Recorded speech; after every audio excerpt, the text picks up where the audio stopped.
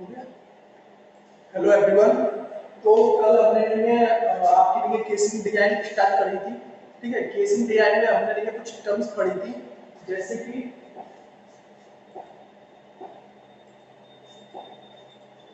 हमने देखा था कि हमने केसिंग डिजाइन में क्या क्या चीज पढ़ेंगे, किन किन फैक्टर्स को पढ़ेंगे।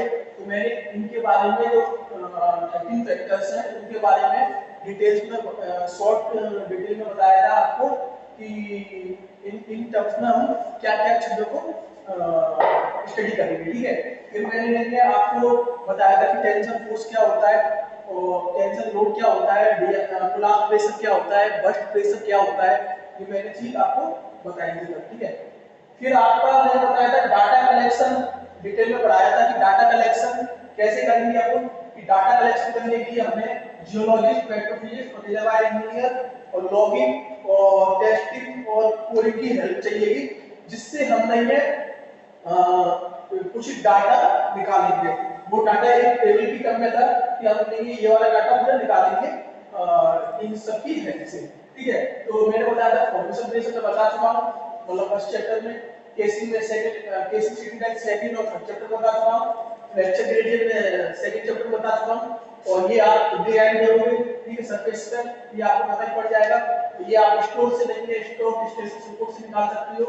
स्ट्रेंथ प्रॉपर्टी आपकी नहीं है जो जिससे आपने केसिंग खरीदी है उसका नहीं है, मैन्युफैक्चरर का कैटलॉग होगा या फिर जनरली एपीआई स्पेसिफिकेशन की होती है सारी, और जियोथर्मल ग्रेडियंट या निकाल सकते हो। और इसमें ये भी दे रखा है कि कौन कौन से सोर्स से आप ये सारा डाटा निकाल सकते हो। ठीक है, कौन कौन से सोर्स से आप ये सारा डाटा निकाल सकते हो। ठीक है, फिर मैंने बताया था इस डाटा की हेल्प से हम निकालेंगे pull up pressure, burst pressure and tension load that is applied on the casing at different depth in the subsurface. ठीक है, ये उन तीनों लोड्स को निकालने के बाद साथ ही साथ जो लोड सबसरफेस में लगेंगे और एक्सट्रैक्टेबल होंगे उनको भी निकाल लेंगे, और जो लोड एक्सट्रैक्टेबल नहीं होंगे लेकिन सबसरफेस में लगेंगे केसिंग पर, उनके लिए हम एक सेफ्टी मार्जिन लेके चलेंगे। ठीक है, तो उन पुल-अप प्रेशर, बर्स्ट प्रेशर और टेंशन लोड से हम देंगे केसिंग की एक स्पेसिफिक टेबल तैयार करेंगे जिसमें केसिंग के बारे में लिखा होगा कि अगर कितने पुल-अप, बर्स्ट और टेंशन लोड है तो इसके लिए हमें ये केसिंग की ये वाली स्पेसिफिकेशन चाहिए। तो वो वाली स्पेसिफिकेशन केसिंग की कौन सी थी, ये सारी स्पेसिफिकेशन हम केसिंग से निकालेंगे for a particular pull up pressure, burst pressure and tension load and high loads. ठीक है, तो हमें पता पड़ेगा केसिंग की ये वाली स्पेसिफिकेशन चाहिए, इसको बोलते हैं केसिंग डिजाइन कर लिया हमने। केसिंग की स्पेसिफिकेशन निकालनी मतलब केसिंग डिजाइन कर लिया हमने। ठीक है, अब केसिंग डिजाइन कर ली, इस केसिंग डिजाइन के स्पेसिफिकेशन को हम देखिए स्टोर रूम में देखेंगे कि हमारे पास इस टाइप की केसिंग डिजाइन देखने, और उस केसिंग की स्पेसिफिकेशन की डिजाइन को लेके हमने ये अपने बैकबोन में लगा देंगे। ठीक है, तो मैंने इस प्रॉपर्टीज के बारे में बता दिया था आपको। ठीक है, साथ ही साथ डाटा के बारे में बता दिया था, कैसे मिलेगा ये बता दिया था। मैंने पुल-अप, बर्स्ट और टेंशन लोड को स्किप किया था और अदर लोड को स्किप किया था, मैंने इनको डिटेल में बताऊंगा। फिर मैंने बताया था फैक्टर इन्फ्लुएंस केसिंग डिजाइन की, मैंने इसमें बताया था कि आपको दो चीजें होती है केसिंग डिजाइन में। एक तो आप केसिंग की डिजाइन को बनाते हो कि क्या उसकी ग्रेड होनी चाहिए, क्या ग्रेड होना चाहिए, क्या इंटरनल आउटर डायमीटर होना चाहिए, जितने भी पैरामीटर्स मैंने बताए थे केसिंग डिजाइन में। ठीक है, वो सब बताते हो। साथ ही साथ आप ये भी बताते हो कि कौन से फैक्टर होंगे जो अफेक्ट करेंगे केसिंग फेलियर को। केसिंग फेलियर को अफेक्ट करेंगे मतलब केसिंग फेल हो रही होगी जिस प्रेशर पे उसको अफेक्ट कर देंगे। मान लो 2000 प्रेशर पे ये केसिंग फेल हो रही है, मतलब ब्रेक हो रही है, कोलैप्स हो रही है, या फिर टेंसाइल लोड की वजह से बीच में से लेके ब्रेक हो रही है, तो 2000 प्रेशर पे फेलियर हो रही है, तो कुछ पैरामीटर्स ऐसे होंगे इस 2000 को अफेक्ट करके 3000 कर देंगे। तो हम उन पैरामीटर्स के बारे में भी देखेंगे। ठीक है, और फिर मैंने यही बताया था इसमें कि हमें सेफली और इकोनॉमिक वे में केसिंग बनानी है। ऐसा नहीं कि हमारी जरूरत है 3000 की, हमने 5000 ले लिया, ऐसा नहीं होगा। हम 3000 ही लेंगे क्योंकि हमें इकोनॉमिक्स की तो देखनी है, अपनी लेंगे पैसा कितना है हमारे पास मुझे देखना है। तो मैक्सिमम सेफ्टी और मिनिमम इकोनॉमिक्स की हेल्प से हमने केसिंग बनाएंगे। साथ ही साथ जरूरी नहीं है केसिंग पर खाली ड्रिलिंग के टाइम जो ड्रिलिंग मॉडल वैनमोर में फिल होता है उसके द्वारा ही रोल लगे, उसके बाद हम ड्रिलिंग का थोड़ा सा मतलब कंप्लीशन करते हैं, वर्क ओवर ऑपरेशंस करते हैं, लॉगिंग करते हैं, और तुम्हारे प्रोडक्शन करते हैं, उसके द्वारा भी केसिंग पर ये प्रेशर लगेगा। उसके लिए ऐसा नहीं करेंगे कि ड्रिलिंग के लिए एक केसिंग ले ली और प्रोडक्शन के लिए हम और किसी केसिंग द्वारा इसको हटा के डालेंगे, नहीं, all over the life of the well casing same रहती है। तो हम उन लोड्स के द्वारा भी इस पे केसिंग उन प्रोसेस के द्वारा लगने वाली लोड भी हम केसिंग पे देखेंगे, ठीक है ना। तो इस क्राइटेरिया को भी प्रोडक्शन होगा, कंप्लीशन होगा और बेल लॉस होगी, उनके द्वारा कितना लोड लगेगा उसके हिसाब से भी डिजाइन करेंगे। मैंने ये बताया था मान लो ड्रिलिंग का 2000 लग रहा है, वॉल्यूम का 3000 लगेगा, लेकिन मैंने केसिंग सेफ्टी मार्जिन लेके 2500 की है डिजाइन कर दी, तो 3000 तो ये फेल हो जाएगी ना। तो हम सभी फैक्टर्स का लेंगे, एक यूनियन लेके 3000 की हम डिजाइन कर देंगे। सो 2500 पैसे को वो 3000 के हिसाब से डिजाइन कर देंगे, मान लो 3500 कर दी तो वो 3000 पैसे को आराम से क्लियर कर जाएंगे, ठीक है। फिर मैंने फैक्टर्स बताए थे कि केसिंग डिजाइन को कौन से फैक्टर अफेक्ट करेंगे। सबसे पहले स्ट्रेस, अगर स्ट्रेस ज्यादा होगा तो ज्यादा स्ट्रेंथ की केसिंग लेनी पड़ेगी, अगर स्ट्रेस कम होगा तो कम स्ट्रेंथ की केसिंग लेनी पड़ेगी, ठीक है।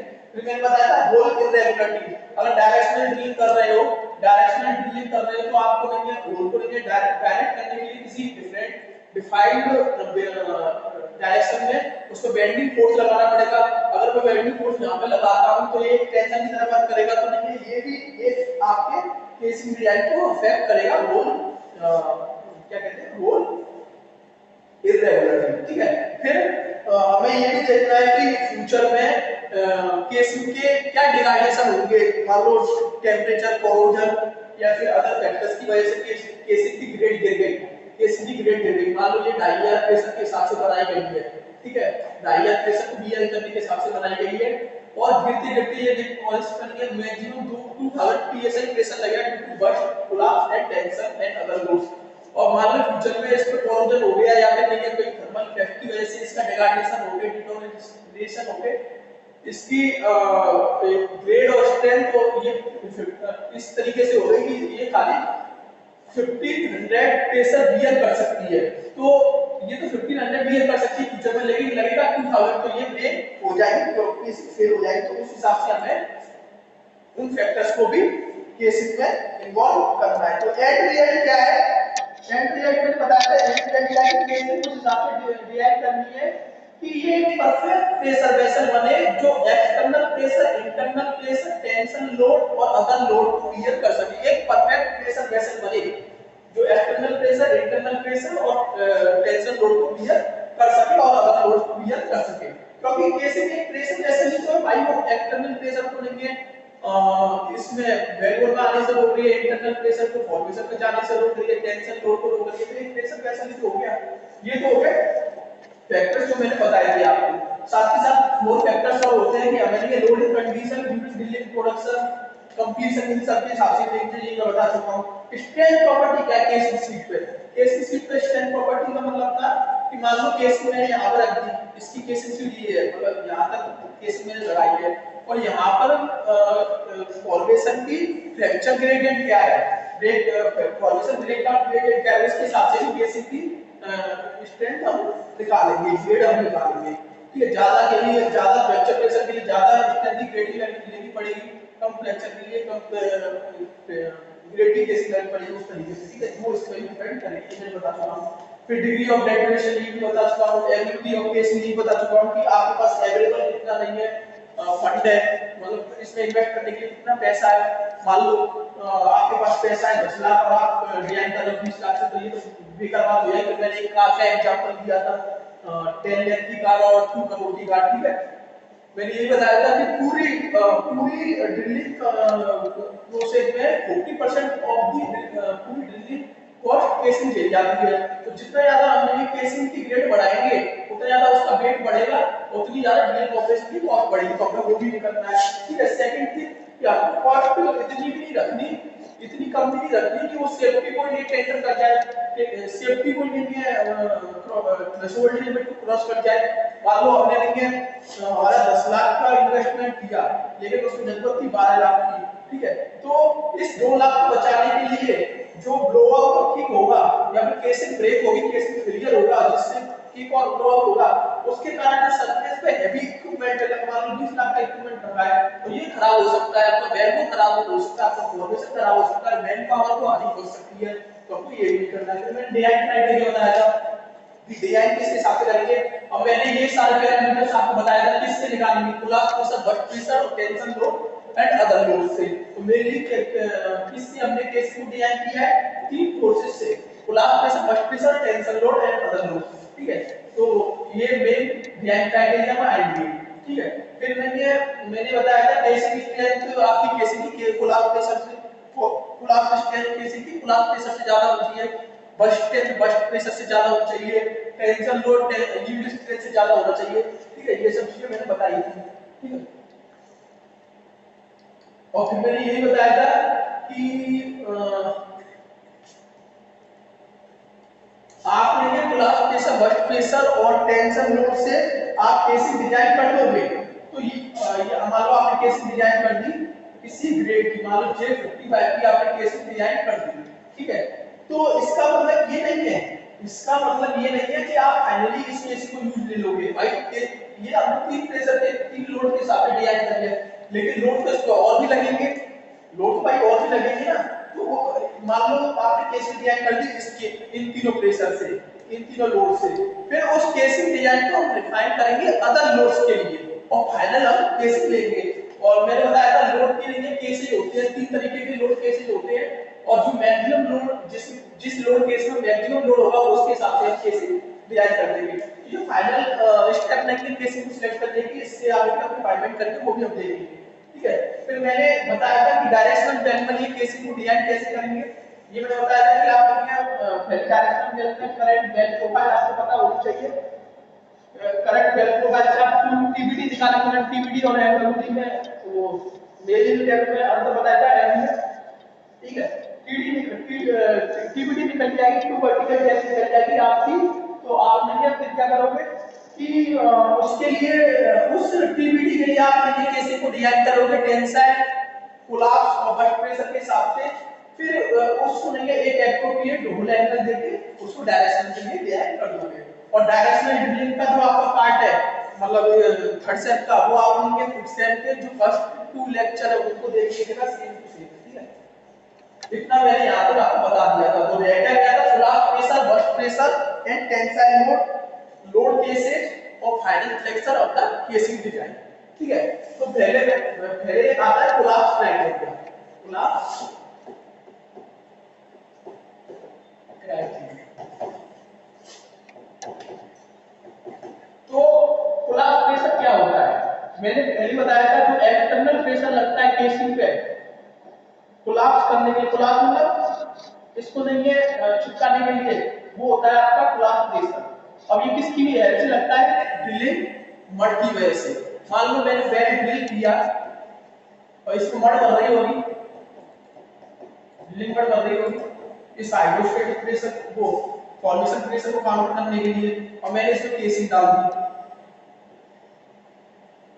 ठीक है। केसिंग पे एक्सटर्नल लोड लगेगा ना, केसिंग पे एक्सटर्नल लोड लगेगा ना मड की वजह से, ठीक है। तो वही होता है आपका कोलैप्स प्रेशर। अब देखो pressure due to mud at the surface पर कितना होगा, 0। Pressure at the PD to depth पर कितना होगा, मैक्सिमम। तो हम कह सकते हैं कोलैप्स प्रेशर यहां पर मैक्सिमम लगेगा टू डेप्थ पे, वही लिख रखा है कोलैप्स प्रेशर। वो डेफिनेशन लिख रही है कि collapse pressure originate from the column of the mud used to drill the hole and acts on the outside of the casing but air external pressure. Since the hydrostatic pressure of the column of mud increases downward, ठीक है, so polar pressure is highest at that point and lowest at surface, ठीक है। एक तो हो गया ये। अब आप कहोगे कि सर अगर केसिंग के अंदर भी कुछ फील हो रहा होगा तो नहीं है, कोलैप्स प्रेशर में इफेक्टिव कोलैप्स प्रेशर क्या होगा, इफेक्टिव कोलैप्स प्रेशर हो जाएगा आपका, ये इफेक्टिव कोलैप्स प्रेशर हो जाएगा external pressure minus internal pressure. External pressure किसके द्वारा, फिलिंग मड के वेट के द्वारा, और इंटरनल प्रेशर किसके द्वारा, जो फ्लूइड इसमें भर रहा होगा। अब इनिशियली तो केसिंग को लेंगे एमपीटी डालते हैं, ठीक है। तो इनिशियली तो कुछ नहीं है, लेकिन जब प्रोडक्शन करोगे तो केसिंग के अंदर ये फ्लूइड आ सकता है।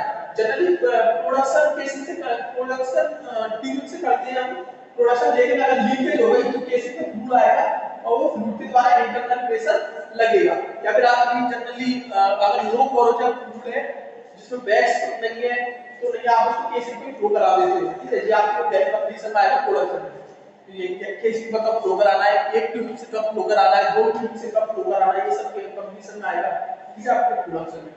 तो केसिंग पे अगर अंदर फ्लूइड है तो इसके द्वारा जो इंटरनल प्रेशर लगेगा तो इफेक्टिव कुल प्रेशर क्या हो जाएगा, external pressure minus internal pressure, ठीक है। अब देखो ये तो है ओरिजिनल कंडीशन कि हमेशा एक्सटर्नल में कोई प्रेशर है तो इंटरनल में भी कोई प्रेशर होगा ही होगा, लेकिन हम इसको डिजाइन कैसे करते हैं, डिजाइन करते हैं हम इसको जनरली अंदर एम्प्टी मान के, इसको डिजाइन करते हैं अंदर एम्प्टी मान के कि ये केसिंग एम्प्टी है, तो अगर एम्प्टी होगी तो कुल प्रेशर क्या हो जाएगा, external pressure minus 0, that is external pressure. अब हम क्यों डिजाइन करते हैं, अब हम क्यों डिजाइन करते हैं इंटरनल प्रेशर को 0 मान के, हम इसमें डिजाइन करते हैं इंटरनल प्रेशर को 0 मान के, क्योंकि हम हमेशा मैक्सिमम कंडीशन के लिए चीजों को बनाते हैं कि मैक्सिमम कंडीशन आपकी क्या लगेगी, क्या होगी। मान लो मैंने इसके हिसाब से कोलाप्स प्रेशर डिजाइन किया, तो आप मेरे को एक बात बताओ कोलाप्स प्रेशर मैक्सिमम इधर है कि मैक्सिमम इधर है, भाई यहाँ पर पूरा एक्सटर्नल प्रेशर है, यहाँ पे एक्सटर्नल प्रेशर में से कुछ सबट्रैक्ट हो रहा है तो ये घट गया और ये ज्यादा है, तो हम हमेशा कोलाप्स किसी भी चीज किसी भी ट्यूबुलर को या फिर किसी भी इक्विपमेंट को उस पर मैक्सिमम लोड कितना लग सकता है उसके साथ डिजाइन करेंगे। तो मैक्सिमम लोड कब लगेगा, जब इंटरनल प्रेशर होगा वो 0 होगा, मतलब केसिंग अंदर से एम्प्टी होगी, तो मैं इसके लिए डिजाइन करूंगा। लेकिन लेबोरेटरी मतलब फील्ड में एक्चुअल कंडीशन क्या होती है कि केसिंग कभी भी खाली नहीं होती, उसमें इंटरनल प्रेशर होता ही होता है ड्यू टू एनी फ्लूइड, ठीक है।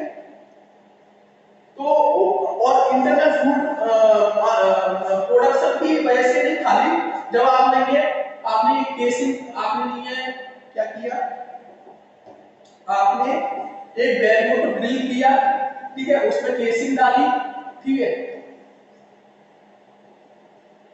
केसिंग शुरू होती है, ठीक है, ये हैंग कर दिया केसिंग हैंगर से, फिर आपने नेक्स्ट होल को ड्रिल करोगे जब, तो यहाँ पर ड्रिलिंग मत डालोगे कि नहीं डालोगे, तो इस केसिंग पे वो लग रहा है कि नहीं लग रहा, external pressure due to drilling मल्टीवेट के कारण, तो ये आपके लेंगे internal pressure due to drill next open hole section को ड्रिल करने के दौरान भी लगता है। तो ऑर्डिनल कंडीशन तो ये है, लेकिन हम मैक्सिमम के साथ जाए करते हैं, मैक्सिमम कितना लग सकता है, मैक्सिमम कब लगता है जब इंटरनली खाली होगा, ठीक है। तो कोलाप्स प्रेशर की डेफिनेशन क्या हो गई, कोलाप्स प्रेशर की इक्वेशन क्या हो गई, external pressure minus internal pressure, और एक्सटर्नल प्रेशर अगर हम फील्ड में मतलब जनरली डिजाइन करें तो मैक्सिमम के लिए मतलब कोलाप्स प्रेशर डिजाइन करेंगे तो मैक्सिमम के लिए करेंगे तो इंटरनल प्रेशर को 0 मान देंगे, ठीक है, और फील्ड में आपकी ये पोजीशन रहेगी, ठीक है ना।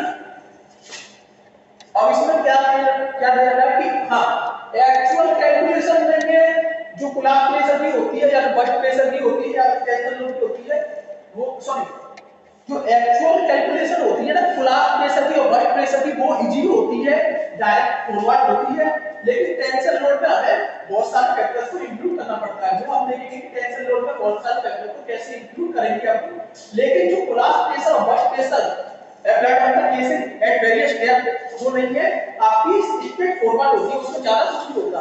क्यों, ये मैं बताता हूं आपको। देखो मान लो आपकी दो केसिंग है, आपकी कॉम्बिनेशन स्ट्रिंग है केसिंग की, मान लो दो केसिंग है और इनको मैंने एक जॉइंट से नहीं जॉइन कराया, मान लो कपलिंग मैंने यहाँ कराई, कपलिंग कह लो, जॉइंट कह लो, या फिर एक ट्यूबुलर पाइप कह लो जो इन दोनों को कनेक्ट करने के लिए होगा। हमेशा याद रखना कपलिंग की डायमीटर जो एक्सटर्नल डायमीटर है ग्रेटर देन होगी आपकी मेन ट्यूबुलर से। मेन ट्यूबुलर में आपका केसिंग ट्यूबुलर भी हो सकता है और ड्रिलिंग ट्यूबुलर भी हो सकता है, ठीक है। मान लो मैं ये क्यों बता रहा हूं, मैंने बताया ना केसिंग और बर्स्ट के लिए कैलकुलेशन स्ट्रेट फॉरवर्ड होती है, टेंशन में ज्यादा लफड़े होते हैं, जो नहीं इसलिए होते हैं कि कॉम्बिनेशन स्ट्रिंग ली मैंने केसिंग के लिए, तो मान लो एक केसिंग ली हो गई और दूसरी केसिंग ली हो गई, इसको कपलिंग से मैंने जॉइन कर दिया, तो जब और कपलिंग की थिकनेस ज्यादा होती है आपके मेन ट्यूबुलर से, ये आप देखते हो घर में पानी की फिटिंग हो रही होगी तो नहीं है, दो पाइप को जॉइन करने के लिए एक बीच में जॉइंट लगाते हैं जो दोनों जो इंटरनली पूरा थ्रेडेड सेक्शन होता है, ठीक है। तो इसकी थिकनेस ज्यादा होती है आपके इंटरनल मतलब मेन ट्यूबुलर से।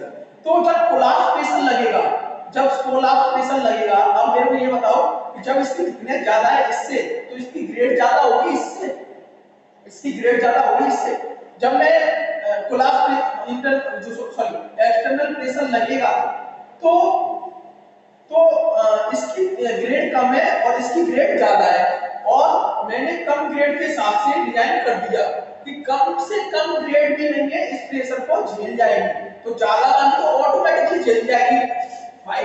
देखो अगर हमको नहीं है किसी, देखो हमको अगर लोड लेना होता है तो लेते मैक्सिमम लोड के हिसाब से, मैक्सिमम लोड कितना लग सकता है, और जब डिजाइन करना होता है तो minimum equipment, minimum strength equipment के हिसाब से डिजाइन करते हैं। ये चीज समझो, अगर मेरे को कि किसी भी इक्विपमेंट को या केसिंग को डिजाइन करना होगा तो केसिंग को कितना मैक्सिमम लोड लग रहा है उसके हिसाब से डिजाइन करूंगा। मान लो मैक्सिमम लोड 2,500 लग रहा है, ठीक है, और मैंने और मिनिमम लोड लग रहा है 2000, तो मैंने अगर 2000 के हिसाब से डिजाइन कर दी और 2,500 लोड आ गया तो ये केसिंग हो जाएगी ब्रेक, तो मैं 2,500 के हिसाब से 2,500 के हिसाब से डिजाइन करूंगा इस केसिंग को, मैक्सिमम लोड के हिसाब से मैंने डिजाइन कर दिया।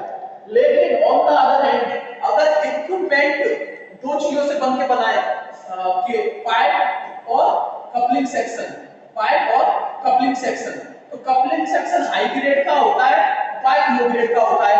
मान लो ये इसकी जो ग्रेड है वो 3000 पीएसआई है, इसकी 4000 पीएसआई है, तो मैं किसके हिसाब से डिजाइन करूंगा, मैं कम से कम जो वीक है, तो ये वीक सेक्शन है और ये स्ट्रॉन्ग सेक्शन है, तो मैं वीक सेक्शन के हिसाब से डिजाइन करूंगा। क्यों?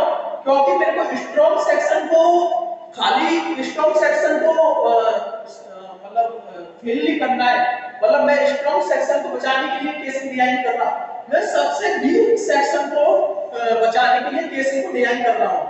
समझे? ये बात तो आपको समझ में आ गया होगा, इसमें दिक्कत हो रही होगी। तो देखो मैं हमेशा week section of the equipment के हिसाब से डिजाइन करूंगा। मान लो पाइप सबसे वीक सेक्शन होता है पाइप ऑफ कपलिंग में, तो मेरे को देखो इसको भी बचाना है और इसको भी बचाना है, तो मैं ऐसे डिजाइन करूंगा केसिंग को कि ये 3000 वाला इक्विपमेंट है ना, वो नहीं है जो प्रेशर होगा जो इस पे लगेगा तो वो 3000 वाला इक्विपमेंट इसको झेल जाए। अगर 3000 वाला इक्विपमेंट बियर कर जाएगा तो 4000 तो अपने आप बियर कर जाएगा। ये उसी तरीके से है, क्लास में दो बच्चे हैं, एक इंटेलिजेंट है और एक नहीं है, थोड़ा उसकी नहीं है, उसकी पढ़ाई पर कम ध्यान दिया गया है तो वो थोड़ा वीक है, ठीक है। तो मैं क्लास में इंटेलिजेंट बच्चे पर कम ध्यान दूंगा क्योंकि वो तो अपने आप सीख ही लेगा, तो मैं सबसे ज्यादा वीक बच्चे पर ध्यान दूंगा। क्यों? क्योंकि अगर ये वीक बच्चे को मैं समझा सका क्लास में तो ये इंटेलिजेंट तो अपने आप ही समझ जाएगा। तो उसी तरीके से है कि मैं वीक वाले इक्विपमेंट के हिसाब से डिजाइन करूंगा कि ये वीक वाला इक्विपमेंट है ना, ये क्लियर कर जाए। अगर ये क्लियर कर गया तो ये तो क्लियर कर ही जाएगा। तो मैं पाइप और कपलिंग में क्या देखूंगा कि मैं सारी स्टेप पाइप के हिसाब से करूंगा कि पाइप पे और लोड किस हिसाब से देखूंगा कि मैक्सिमम लोड पाइप पे कितना लोड लग रहा है, तो लोड लेंगे मैक्सिमम और इक्विपमेंट लेंगे कम स्ट्रेंथ वाला। तो अगर कहेंगे पाइप और कपलिंग है तो मैं जो केसिंग ग्रेड सिलेक्ट करूंगा वो मैक्सिमम लोड कितना लग रहा है पाइप पर। अगर ये पाइप इस मैक्सिमम लोड को बियर कर गया, ये कम स्ट्रेंथ वाला पाइप ग्रेड वाला पाइप अगर ये मैक्सिमम लोड को बियर कर गया तो ये हाई स्ट्रेंथ वाला पाइप तो कम इस लोड को बियर कर ही जाएगा। तो सिंपली मैं क्या करता हूं, जब केसिंग को कोलाप्स प्रेशर के लिए डिजाइन करता हूं तो मैं सिंपली पाइप के हिसाब से डिजाइन कर देता हूं, वीकर सेक्शन के हिसाब से डिजाइन कर देता हूं। मैं कपलिंग के हिसाब से डिजाइन नहीं करता, कपलिंग का तो कोई लेना देना ही नहीं है कोलाप्स और बर्स्ट में। अब देखो ये तो हो गया कोलाप्स के हिसाब से, कोलाप्स प्रेशर बाहर से लग रहा है तो ये थिन वॉल को अगर बियर कर रहा है तो थिक वॉल को बियर कर जाएगा, कपलिंग पे कोई इफेक्ट नहीं पड़ेगा। सिमिलरली बर्स्ट प्रेशर जब थिक वॉल को बियर कर रहा है तो थिक वॉल को तो बियर कर ही जाएगा। लेकिन in the case of tension load direction में लगता है perpendicular due to weight of the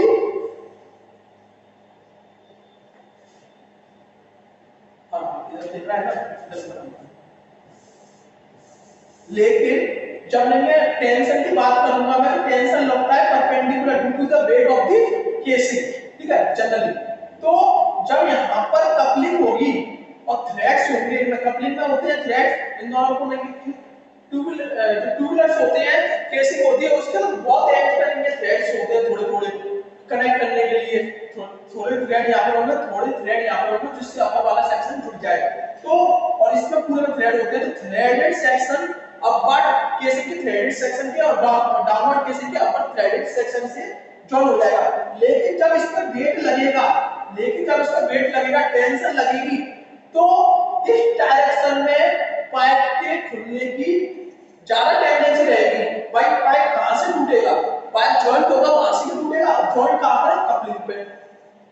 इसमें तो ये थिकनेस काम आ रही थी कपलिंग की, कि अगर थिन थिकनेस वाला पाइप झेल सकता है तो हाई थिकनेस वाला पाइप तो झेल ही जाएगा। लेकिन in the case of tension लगती है vertically due to the weight of casing generally.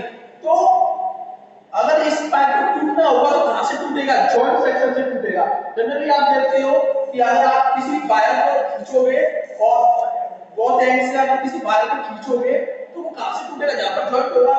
तो यहां पर आपका जॉइंट का भी आपको स्ट्रेंथ देखनी पड़ेगी कि जॉइंट किस स्ट्रेंथ पर टूटेगा, जॉइंट किस स्ट्रेंथ पर फेल होगा और ट्यूबिंग किस स्ट्रेंथ पर फेल होगा। जो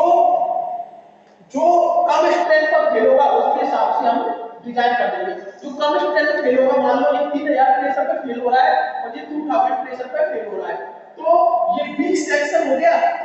इसमें जैसे वीक सेक्शन पाइप था, तो इसमें वीक सेक्शन कौन सा हो गया, कपलिंग वीक सेक्शन हो गया। तो हम जो डिजाइन करेंगे अपना टेंशन स्ट्रेंथ और यील्ड स्ट्रेंथ, वो हमने ये जो मान लो टेंशन प्रेशर लग रहा है 2500 का, ठीक है, 2500 का टेंशन प्रेशर लग रहा है, मान लो 2500 का टेंशन प्रेशर लग रहा है, तो इसकी स्ट्रेंथ 2000, इसकी स्ट्रेंथ 3000, तो ये तो बियर कट जाएगी, लेकिन और कपलिंग पे ये टूट जाएगी। तो मैं इसको कुछ इस तरीके से डिजाइन करूंगा कि ये हो 3000 का और ये हो 4000 का, ठीक है। तो ये 3000 का हो तब भी चल जाएगा, लेकिन ये हमेशा इससे ज्यादा होता है ये हमेशा इससे ज्यादा होता है इन the case of tension load. तो आपको नहीं है टेंशन में कपलिंग की भी स्ट्रेंथ देखनी पड़ेगी, केसिंग की भी स्ट्रेंथ देखनी पड़ेगी और अदर लोड भी देखनी पड़ेगी। लेकिन आपकी बर्स्ट प्रेशर और क्लास प्रेशर के केस में आपको खाली केसिंग की ही स्ट्रेंथ ऑफ वेट देखनी पड़ रही है। तो इस कारण से इसमें लिखा है कि actual calculation involve in the ability of evaluating of collapse and burst are usually straightforward, ठीक है। और मैंने बता दिया जो ऑरिजिनल कंडीशन होगी वो होगी external pressure minus internal pressure, पर केसिंग कभी भी खाली नहीं होती, इन केस हो सकती है लेकिन जनरली नहीं होती। लेकिन हम डिजाइन करेंगे इसकी वजह से, क्योंकि मैक्सिमम लोड की वजह से डिजाइन करेंगे। मैक्सिमम लोड कब होगा, जब इंटरनल प्रेशर 0 हो जाएगा, और इसमें इंटरनल प्रेशर 0 हो सकता है, ठीक है ना। ये यहाँ पे मैंने बता दिया, आपको डेफिनेशन बता दी और इसका फॉर्मूला बता दिया और किसके हिसाब से हमने एक्चुअली डिजाइन करेंगे ये बता दिया कि मैक्सिमम लोड के हिसाब से डिजाइन करते हैं। साथ ही साथ मान लो हमने कोलास प्रेशर निकालने के लिए किन केसिंग के कोलास प्रेशर निकालने के लिए किन फैक्टर्स का यूज करें।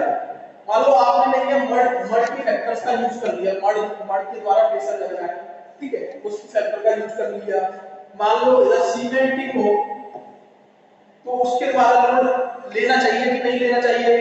अगर ये केसिंग फॉर्मेशन से कनेक्ट हो तो इसके द्वारा भी नहीं है, फॉर्मेशन से कनेक्ट हो मतलब कोई भी इसमें गैप रह जाए केसिंग में, ठीक है, वॉइड रह जाए, पोर रह जाए, तो इसके द्वारा भी नहीं इसका प्रेशर लगेगा कि नहीं लगेगा। तो कोलैप्स प्रेशर निकालेंगे जो हम, उसमें जो एक्सटर्नल प्रेशर है और इंटरनल प्रेशर है उसके सोर्स क्या होंगे, उसको निकालने के लिए एक बहुत ही एक्सपीरियंस चीज चाहिए और सारे फैक्टर्स की नॉलेज होनी चाहिए। मतलब फॉर्मेशन प्रेशर की नॉलेज होनी चाहिए, सीमेंटिंग की नॉलेज होनी चाहिए, गैप की नॉलेज होनी चाहिए, इंटरनल प्रेशर किस किस की नॉलेज हो, किस किस द्वारा लगता है उसकी नॉलेज होनी चाहिए। तो एक्चुअल मोलार प्रेशर कैलकुलेट करने के लिए किन किन फैक्टर्स को हम इंक्लूड करेंगे एक्सटर्नल प्रेशर और इंटरनल प्रेशर में, उसके लिए एक बहुत ही एक्सपीरियंस पर्सन चाहिए और जिसको सारी नॉलेज होनी चाहिए, वो यहाँ पर दे रखा है। हम यहाँ पर मोलार प्रेशर किस लिए कर रहे हैं, कैलकुलेट एक्सटर्नल प्रेशर और इंटरनल प्रेशर। लेकिन एक्सटर्नल प्रेशर कौन सा एक्सटर्नल प्रेशर, हमने तो कह दिया मड के द्वारा, लेकिन फॉर्मेशन के द्वारा भी लगता है, इस सीमेंट के द्वारा भी लगता है, तो इंक्लूड करना है कि नहीं करना। तो इसके लिए इस क्वेश्चन को सॉल्व करने के लिए इनकी जानकारी तो होनी चाहिए। फॉर्मेशन प्रेशर लगेगा तो कितना लगेगा, सीमेंट के द्वारा कितना लगेगा, कब लगेगा, इंटरनल प्रेशर कब लगेगा, कब नहीं लगेगा।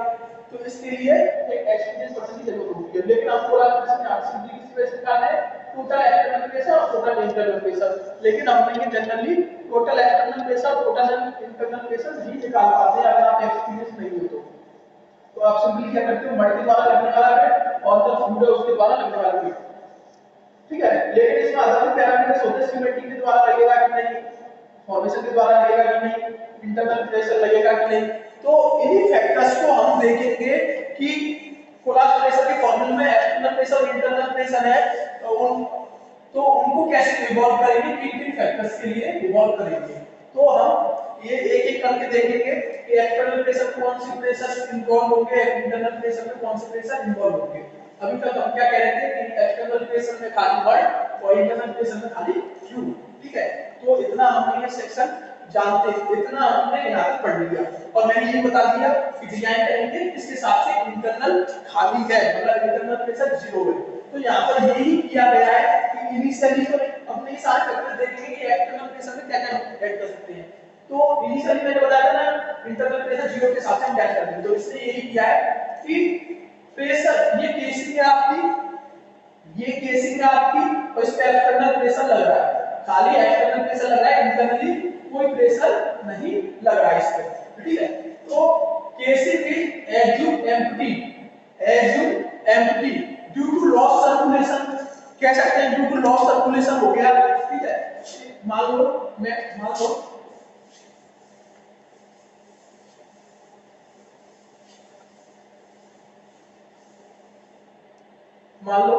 मैंने इस सेक्शन को ड्रिल किया और इधर केसिंग डाल दिया, ठीक है। और फिर मैंने नीचे वाले सेक्शन को ड्रिल करने की कोशिश करी और इसमें मड वेट भरना है, इधर में तो फ्लूइड का प्रेशर होगा ही होगा, सीमेंट का भी हो सकता है, ठीक है, फॉर्मेशन का हो सकता है, वो सब हम देखेंगे। लेकिन इसके अंदर फ्लूइड है और यहाँ पर कोई ऐसा जोन है लॉस सर्कुलेशन जोन है। लॉस सर्कुलेशन जोन मैं बताऊं क्या होता है, एक ऐसा जोन होता है जिसमें हाइड्रोस्टेटिक प्रेशर हमारे फॉर्मेशन प्रेशर हमारे हाइड्रोस्टेटिक प्रेशर से कम होता है। तो क्या होगा, जो हम मड यूज कर रहे हैं नेक्स्ट ओपन होल सेक्शन को ड्रिल करने के लिए, वो मड इस फॉर्मेशन में एंटर कर जाएगी। अगर ये बहुत ही लॉस सर्कुलेशन में भी कई तरीके के जोन होते हैं, एक होता है टोटल लॉस सर्कुलेशन, एक होता है मिड लॉस सर्कुलेशन, एक होता है वीक लॉस सर्कुलेशन। तो जो मैक्सिमम लॉस सर्कुलेशन होगा उसमें पूरा फ्लूइड इसके अंदर एंटर कर जाएगा, हम ऊपर से डालते जा रहे हैं और ये निकलता जा रहा है, कब तक डालेंगे, ठीक है। तो ये पूरा सेक्शन खाली हो जाएगा, उसको बोलते हैं लॉस सर्कुलेशन की वजह से पूरा फ्लूइड खाली हो गया और एम्प्टी हो गई। लेकिन खाली लॉस सर्कुलेशन ही एक रीजन नहीं होता किसी के एम्प्टी होने का। मान लो गैसियस फॉर्मेशन है, गैसियस फॉर्मेशन से हम लेंगे, गैसियस फॉर्मेशन फ्लो हो रहा है, गैस की कितनी डेंसिटी होती है, नेग्लिजिबल 0.015 मान लो, जनरली 0.15 होती है, लेकिन इसकी डेंसिटी मान लो बहुत कम है 0.015। तो मान लो अंदर कुछ है ही नहीं, तो इंटरनल प्रेशर अप्रॉक्स 0 होगा, या फिर एयर भर रही है अंदर, तो एयर का क्या प्रेशर होता है, कुछ नहीं, तो नहीं है, इंटरनल प्रेशर 0 हो सकता है। तो यहाँ पे तो लिखा है खाली लॉस सर्कुलेशन की वजह से इंटरनल प्रेशर हमने माना है केसी एम्प्टी है 0, ठीक है। लेकिन कई अदर फैक्टर्स भी होंगे जिनकी वजह से प्रेशर अंदर 0 हो सकता है, इंटरनल प्रेशर जीरो हो सकता है और केसिंग एम्प्टी होगी अंदर से। तो ये तो हो गया लॉस सर्कुलेशन, ठीक है, जिसके कारण केसिंग एम्प्टी है। एक ये हो गया ये लॉस सर्कुलेशन इन द फेब्रॉन और लॉस सर्कुलेशन को एक ही होता है, ठीक है। एक मान लो मेरी कोई बेल है और ऊपर कोई बेल है, इसमें मैंने केसिंग कर रखी है और यहाँ से ब्लो आउट हो गया क्योंकि फॉर्मेशन प्रेशर ज्यादा है, ब्लो आउट हो गया तो ये क्या करेगा, जितना भी मड भरना होगा इसको बाहर फेंक देगा और केसिंग एम्प्टी हो जाएगी। तो इस केस में भी केसिंग एम्प्टी होगी ना, तो यहाँ पे आपका ब्लो आउट होगा तो सरफेस पे एक्सप्लोजन हो जाएगा, ठीक है। तो फॉर्मेशन प्रेशर जब हाइड्रोस्टैटिक प्रेशर से ज्यादा होगा तो फॉर्मेशन में से ऑटोमेटिकली फ्लूइड इवॉल्व होगा और ये क्या करेगा, ये फ्लूइड उसको बाहर निकाल के फेंक देगा, जो ड्रिल मड होगी जो एम्प्टी होगी। अब आप कहोगे कि सर फॉर्मेशन प्रेशर तो नहीं है, तो फॉर्मेशन से तो फ्लूइड आएगा, तो जनरली जो ब्लो आउट केक होती है वो आपकी होती है लाइट फ्लूइड। लाइट फ्लूइड में मान लो गैस और ऑयल है, तो जनरली अगर हम गैस को लें तो गैस की क्या डेंसिटी होगी, जो मैंने अभी बताया, तो इसका इंटरनल प्रेशर भी जीरो ही होगा। तो मान लो एक केस ले लिया मैंने कि केसिंग एग्यूट empty due to loss circulation, ठीक है। तो खाली प्रेशर इसकी वजह से लगा एक्सटर्नल प्रेशर, तो इंटरनल प्रेशर हो जाएगा जीरो और external pressure due to mud that is outward the casing, ठीक है। और मान लो सीमेंट आउटसाइड है तो सीमेंट के द्वारा प्रेशर लगेगा, सीमेंट आउटसाइड है। ये केस अभी हम नहीं ले रहे हैं, इन केसेस को लेंगे आगे, लेकिन अभी के लिए अपन को लेंगे, ऑमिट कर रहे हैं, ठीक है ना। तो हमने केसिंग नहीं, वो सीमेंटिंग नहीं है, ठीक है। सेकंड फॉर्मेशन के द्वारा लगने वाला प्रेशर नहीं है, कोई बीच में कोई गैप नहीं है, खाली हम क्या ले रहे हैं, external pressure due to drilling mud और internal pressure zero due to any reason, यहां पर लॉस सर्कुलेशन मान लिया है और सीमेंटिक प्रेशर जीरो मान दिया, और जो फॉर्मेशन के द्वारा केबिन में लगने वाला प्रेशर है वो भी हमने जीरो मान दिया। तो इनिशियल केस ले रहे हैं हम। इनिशियल केस कौन सा वाला,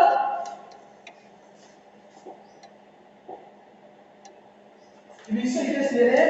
इनिशियल केस कौन सा वाला, जिसमें नहीं हमने मान रखा है, जिसमें हमने मान रखा है कि एक्सटर्नल प्रेशर मड के द्वारा लगता है खाली। हमने ये नहीं माना कि अभी किन फैक्टर को एक्सटर्नल प्रेशर निकालने के लिए इन्वॉल्व कर सकते हैं, केसिंग बेंडिंग कर सकते हैं, कि फॉर्मेशन प्रेशर कर सकते हैं, इंटरनल प्रेशर किस चीज के लिए, इसके लिए हमें जानकारी होनी जरूरी है, लेकिन मैं यहाँ पे आपको शॉर्ट में जानकारी दे रहा हूँ, ठीक है। तो इस केस में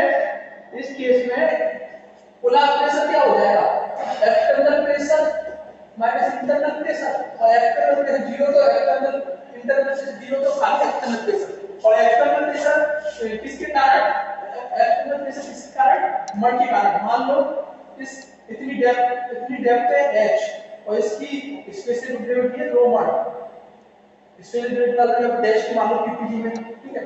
और तो इसके लिए प्रेशर इस पॉइंट पे कितना लगेगा 0.052 density of mud into casing fitting depth. यहां पर अगर आपने केसिंग रखी है तो केसिंग फिटिंग डेप्थ h, ठीक है ना, उसके द्वारा प्रेशर यहां पर कोलैप्स प्रेशर के रूप में काम करेगा, यहां पर जीरो हो जाएगा। तो यहां पर अगर इस खाली क्या रहा internal pressure zero due to loss circulation और एनी रीजन, और internal pressure external pressure due to mud not from cementing not from formation, ठीक है।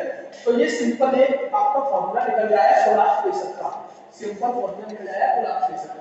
लेकिन मैंने जैसे बताया था कि एक्सटर्नल प्रेशर भी कई कारणों से हो सकता है, इंटरनल प्रेशर भी कभी-कभी जीरो नहीं होता, मे भी नहीं होता जीरो। तो उस केस में किन फैक्टर्स को लेंगे कोलैप्स प्रेशर निकालने के लिए, that is external pressure minus internal pressure निकालने के लिए उसके डिफरेंट केस बनते हैं। तो उन केसेस को हम देखेंगे, डिफरेंट केसेस बनते हैं, उन केसेस को हम एक एक करके देखेंगे, ठीक है। तो इधर ये लिख रहा है कि एयर ऑफ एग्जम्पशन बहुत ही क्रिटिकल है, मतलब स्मॉल है, air of exemption are very severe, मतलब क्रिटिकल है, ठीक है ना। एंड ओनली आता है स्पेशल केस, बहुत ही स्पेशल केस में होता है, थ्योरेटिकल मान लो आपको, ठीक है, होता ही नहीं। जो मान लो करने के हमने इनिशियल किसी चीज को इनिशिएट करने के लिए पहले हम छोटा कदम करते हैं, फिर नहीं उसमें मॉडिफिकेशन करते ही जाते हैं, ठीक है। तो मान लो हमने ये थ्योरेटिकल केस आईएमएस मान लिया, कभी भी और हो भी सकता है कभी भी, ठीक है ना, कि ऐसा केस आ जाए। लेकिन इसी केस को हम मॉडिफाई करेंगे प्रैक्टिकल सिचुएशन के लिए, प्रैक्टिकल सिचुएशन जो आपको फील्ड में फेस करोगे उस सिचुएशन के लिए इस इक्वेशन को हम मॉडिफाई कर देंगे, इस इक्वेशन को मॉडिफाई कर देंगे। क्योंकि जो एवोपेंचर है वो आइडियल है, वेरी सीवियर है और स्पेशल केस में यूज होता है, लेकिन हमें प्रैक्टिकल सिचुएशन में आपका सीमेंटिक के द्वारा भी एक्सटर्नल प्रेशर लग सकता है, फॉर्मेशन के द्वारा भी एक्सटर्नल प्रेशर लग सकता है, इंटरनल प्रेशर आपका ये ड्रिल मॉडल टू ड्रिल का लेफ्ट ओपन होल सेक्शन के द्वारा भी लग सकता है और प्रोडक्शन के द्वारा भी लग सकता है। अब ऐसे इस इक्वेशन को मॉडिफाई करेंगे इन सब पैरामीटर्स के लिए, ठीक है। तो पहला हम इसको पढ़ेंगे लॉस सर्कुलेशन की वजह से कोलैप्स प्रेशर क्या होगा, ठीक है। लॉस सर्कुलेशन की वजह से कोलैप्स प्रेशर क्या होगा, मैंने लॉस सर्कुलेशन बता दिया कि तीन तरीके के होते हैं, फुल, मिड और इनके अलग अलग नाम होते हैं। तो मैं एक जनरल तरीके कह रहा हूं, पूरा बहुत ज्यादा लॉस सर्कुलेशन है, मिड लॉस सर्कुलेशन है और वीक लॉस सर्कुलेशन है। और जो लॉस सर्कुलेशन जिस जोन में हो रहा है उसको थ्रेट जोन भी बोलते हैं, क्योंकि वो हमारे ड्रिलिंग वर्ड है उसको चुरा ले रहा है, तो थ्रेट जोन भी बोलते हैं, ठीक है। और थ्रेट जोन का प्रेशर होता है फॉर्मेशन प्रेशर आपका हाइड्रोस्टैटिक प्रेशर से कम होता है, ठीक है ना। तो लॉस सर्कुलेशन होगा तो पूरा प्रेशर कैसे लगेगा वो हम देखते हैं, ठीक है ना। तो पहला पॉइंट है लॉस सर्कुलेशन। अब लॉस सर्कुलेशन मैंने बता दिया है, ठीक है। अब ये देखना है कि लॉस सर्कुलेशन के द्वारा क्लास प्रेशर कैसे